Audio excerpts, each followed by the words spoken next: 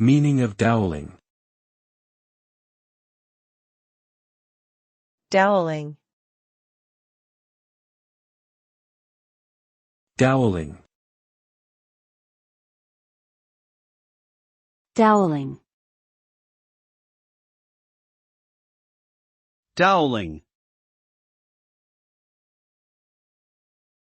Dowelling is a woodworking technique that involves joining two pieces of wood together using small wooden rods known as dowels. The process involves drilling holes into one piece of wood, inserting dowels coated in glue into those holes, and then fitting the other piece of wood onto the protruding dowels.